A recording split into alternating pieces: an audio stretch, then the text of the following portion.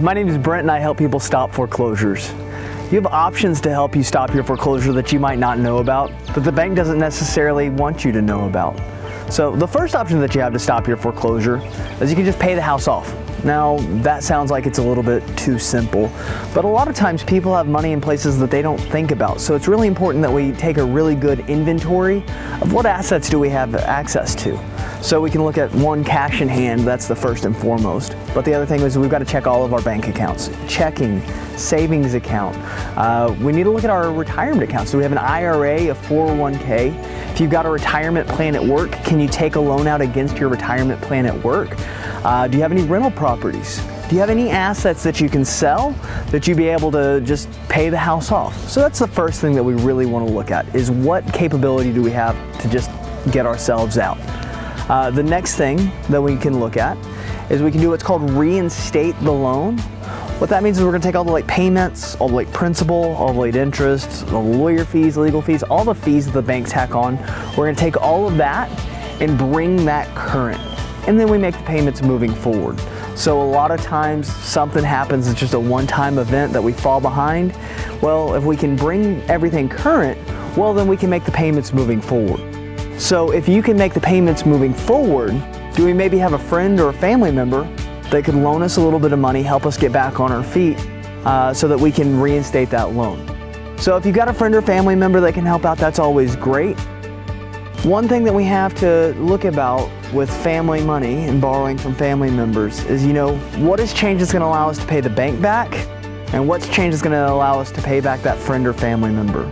Bring this up because I've seen money tear apart so many families. I've seen it called strife in mine. Is what is change that's going to allow us to pay them back, because the bank's not coming over for Christmas or Thanksgiving. So let's look at that. The other thing that happens with family money is family money tends to come with family opinions. So if you're going to borrow from a friend or family member, make sure that you're going to borrow from somebody that's not going to be judgmental and judge you at the way you spend every dollar that you make, every vacation that you take, until they're paid back in full. So let's look and see, do we have somebody that can just help us out? Next option that you have is you can do what's called a loan mod or a loan modification. What that is we're going to take all the late payments and we're going to stack it on top of the loan and pay that at the end of the mortgage. Now, great thing about that is the bank is willing to help us out. The downside is the banks aren't really that willing to help us out. Banks don't like to do loan modifications, but they have to. The government requires that a bank does a certain number of these loan modifications, but loan modifications actually have less than a 15% success rate. They almost never go through.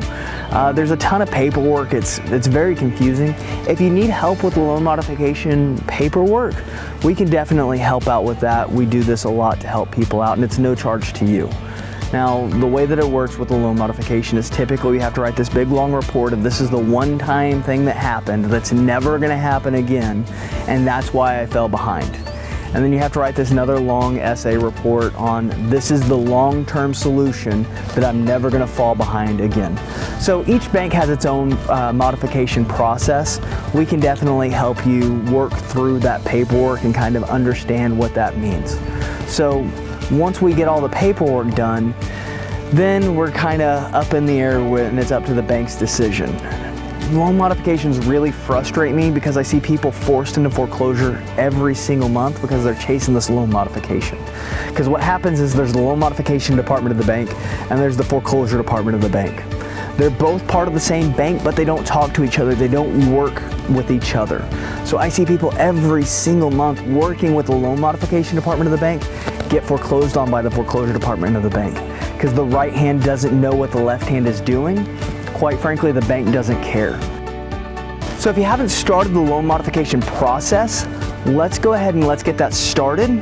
But let's make sure that we've got a really good plan B in place just in case that loan modification isn't completely approved by about a week before the foreclosure. That way we make sure that we stop that foreclosure. Next option that you have is you can do what's called a temporary restraining order, or a TRO. What that is we're going to hire a lawyer. They're going to file a lawsuit against the bank that says that the bank's not allowed to talk to us. If the bank can't talk to us, they can't foreclose on us. It's going to buy you about 30 days. It's going to cost about $2,000 to $3,000. So if you've got something definite and major happening in the next 30 days, this could be a really good fit. If not, we're just out $2,000 to $3,000 and we're a month behind on everything else. So it could be a good fit, but a lot of times it's just a little bit of a delay. The next option that you have to stop your foreclosure isn't really an option to stop your foreclosure. It's just going to delay your foreclosure, and that's filing bankruptcy. Bankruptcy is one of the worst things that we can do to stop a foreclosure because all it does is it delays. The way that a bankruptcy works is you're going to hire an attorney. That's going to cost about $3,000 to $5,000. It really depends on how much cash you have just to delay the inevitable as long as possible. So you're going to hire an attorney to file a bankruptcy, and then what that's going to do is it's going to buy you a maximum of 90 days. At the end of that 90 days, we're so far behind on all of our payments, our principal, our interest, the lawyer fees, the legal fees, the fines, the penalties, those continue to rack up throughout the 90 days. So at the end of the 90 days, we're normally so far behind that we get forced into foreclosure. So if you have something definite and major happening in the next 90 days that's going to allow you to just pay the bank off, bankruptcy could be a good fit. Otherwise, filing bankruptcy is one of the worst things that you can do. I'm sure you're getting all kinds of mail from attorneys saying $500 bankruptcy. That's the retainer to get things started. It's really a matter of how much cash can we fork out. Asking a bankruptcy attorney if you should file bankruptcy, it's all like asking a car mechanic if your car needs an alignment. Yes, it does, every time, no matter what. So when you consult an attorney, make sure that they've got your best interest in heart, not just theirs. The next option that you have to stop your foreclosure is you could sell your house retail. Great thing about selling your retail is that's how you get the most money for your house. The downside to selling your house retail is it takes time and it costs money. It costs about 10% to sell a house retail. Whether I sell a house or you sell a house, it costs about 10%. Once we pay our realtors, once we pay all of our closing costs, all of our concessions, it just costs about 10%, and it could take 3 to 6 months to find somebody to buy the house. The other thing with selling the house retail is retail buyers work with retail banks, and we know how difficult they are to work with.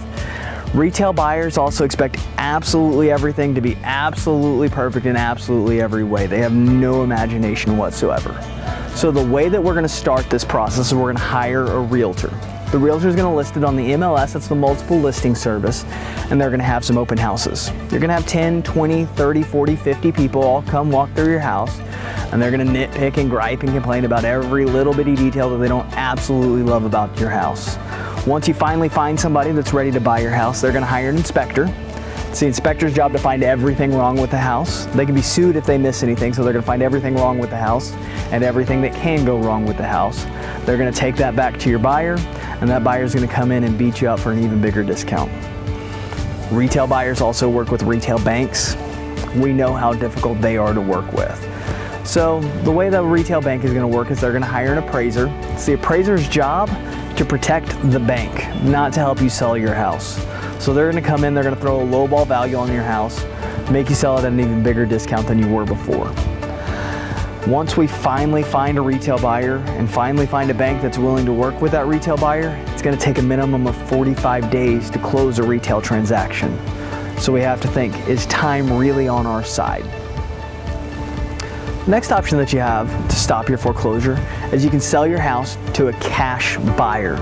The great thing about selling your house to a cash buyer is they move really fast, make everything really easy, stop your foreclosure, let you wash your hands, start your new life. Now, it's really important that if you're working with a cash buyer, that you make sure that you get a real cash buyer, not somebody that says that they're a cash buyer that's just going to turn around and try to find somebody else to pay for it, that'll buy it, that actually has the cash. So if you're working with a cash buyer, you need to make sure that they have cash ready to close on your house, that they're not going to just do what's called wholesaling the house. If you're working with a cash buyer already, give us a call. We'll give you a second opinion. Even if you don't want to sell your house to us, we'd be willing to tell you what we would be able to offer and make everything really fast, really fair for you. That way you at least get a second opinion. So before you sign any contracts with any cash buyers, make sure that you talk to an expert to make sure that you're getting a fair deal. That's something that we can help out with. We're here to help in any way that we can. Now, the next option that you have to stop your foreclosure, this is actually the most popular way for people that I help them stop their foreclosure, is they can sell their house using the existing financing.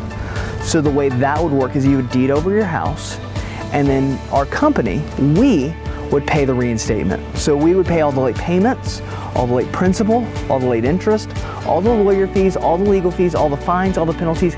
We would pay all of that to bring the loan current, and then we would make the payments moving forward.